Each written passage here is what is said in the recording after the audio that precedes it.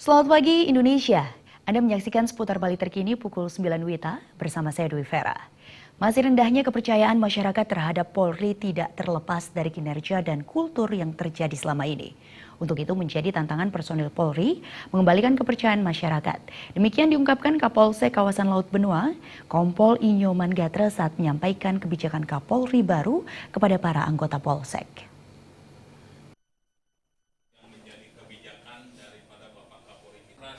Sesuai kebijakan Kapolri Jenderal Tito Karnavian, kinerja Polri harus ditingkatkan untuk mengembalikan kepercayaan masyarakat.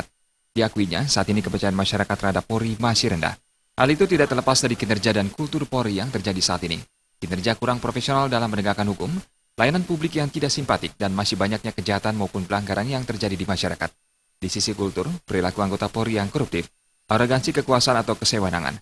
Untuk itu, dalam meningkatkan kepercayaan publik, diperlukan reformasi kultural dengan menekan budaya koruptif, serta melihatkan sosok polisi yang humanis, memperbaiki pelayanan publik, meningkatkan profesionalitas penegakan hukum, meningkatkan stabilitas Kamtibmas, dan melakukan manajemen media. Nah, karena dengan masih rendahnya itu, kita harus terpacu untuk membuat lebih tinggi lagi, lebih meningkat lagi. Ya, kalau dibilang punya tingkat kepuasan masyarakat terhadap pelayanan Polri cukup baik, tinggi, mungkin kita akan membuat terlena. Nah, dengan dibuat rendah, otomatis kita akan terpacu.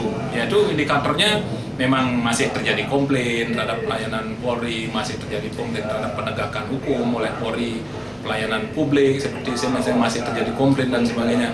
Nah, itu bisa diasumsikan bahwa itu masih rendah, belum sesuai dengan kepuasan dari yang diinginkan oleh masyarakat dan diinginkan oleh pimpinan Polri. Sementara terkait manajemen media, Kompol Inyoman Gatra menjelaskan, diantaranya pendekatan terhadap media konvensional, menggunakan intelijen media, merespon cepat dan menetralisir sentimen negatif, serta mengelola trending topik. Raiswantara, Bali TV. Pemirsa, nantikan kami dalam seputar Bali terkini 1 jam mendatang. Selamat pagi dan sampai jumpa.